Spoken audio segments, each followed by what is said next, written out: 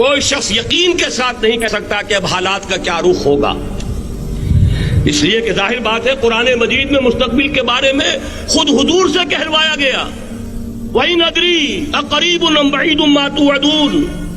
لوگوں مجھے معلوم نہیں ہے کہ جس بات کی تمہیں خبر دی جا رہی ہے وہ قریب آ چکا ہے یا دور ہے۔ وَإِنْ أَدْرِي لَعَلَّهُ فِتْنَةٌ لَكُمْ وَمَتَاعٌ إِلَىٰ حِينٍ، اور میں نہیں جانتا، ہو سکتا ہے اللہ کچھ اور مہلت دے دے تمہیں، اور کچھ اور آزمائش جو ہے اس کے لیے تمہارے لیے کوئی اور مہلت عطا فرما دے، ہو سکتا ہے۔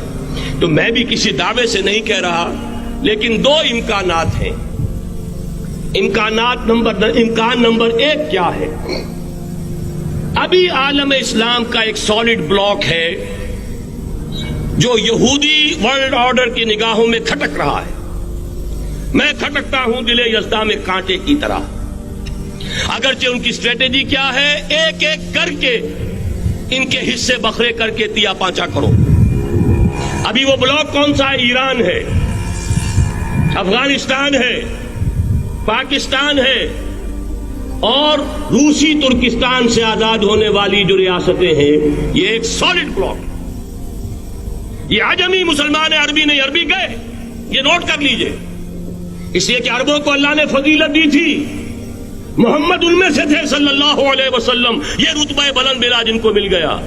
لیکن ساتھ ہی اللہ نے دھمکی بھی دے دی تھی سورہ محمد میں، ان تتولوا یستبدل قوما غیرکم، اگر تم پیٹھ دکھا دو گے اس مشن کو جو ہم نے تمہارے حوالے کیا ہے، تمہیں ہٹائیں گے، کسی اور کو لے آئیں گے۔ اور یہ بات ہو چکی ہے 13ویں صدی عیسوی میں، 1258 میں جب سقوط بغداد ہوا ہے، عربوں کے ہاتھ سے عالم اسلام کی قیادت چھین لی گئی، معزول کر دیا۔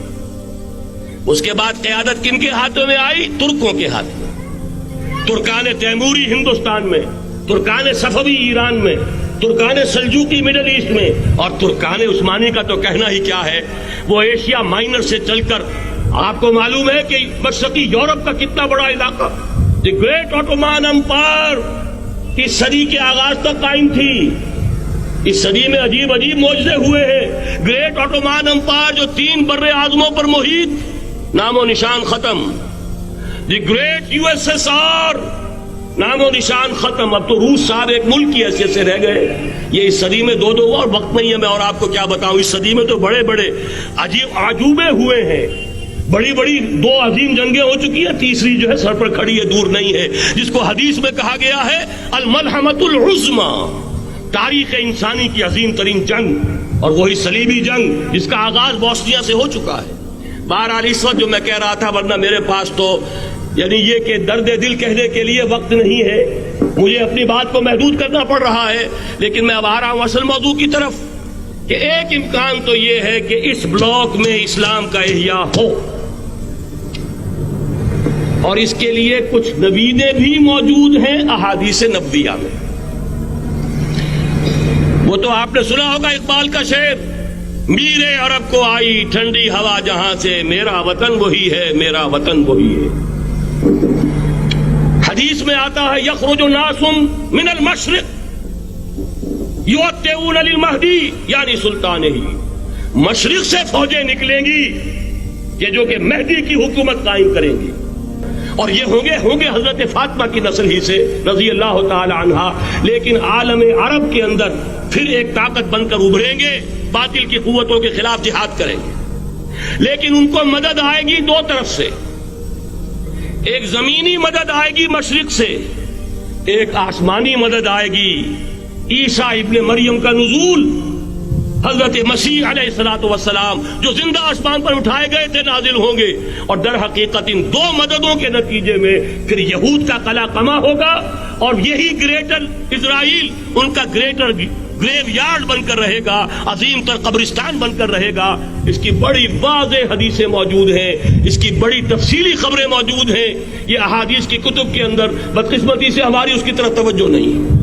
ایک تو یہ ہو سکتا ہے، اسی طریقے سے ایک اور حدیث ہے، یخرج من خراسان رایات سود، اور یہ مسلم شریف کی روایت ہے، نوٹ کیجئے گا، نہیں ترمذی شریف کی روایت ہے، یخرج من خراسان رایات سود لا يردها شيء حتى تنصب بإيلیا، اور خراسان حضور کے زمانے میں آج کے افغانستان کا نام تھا، جتنا خون یہاں پر خلوص کے ساتھ دیا گیا ہے اس کی مقدار بھی کم نہیں ہے.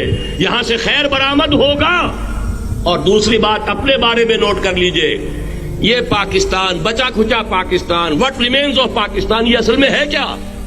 مولانا بہت خوبصورت انداز میں فرما رہے تھے, یہ 313 نہیں تھے, اسلام تھا. اسی طرح نوٹ کیجئے, پاکستان نہیں ہے, 4 صدیوں کی تجدیدی مساعی کا حاصل ہے. آپ نے کبھی نوٹ کیا ختم نبوت کے بعد اب سب سے اونچا منصب کس کا ہے؟ مجددین.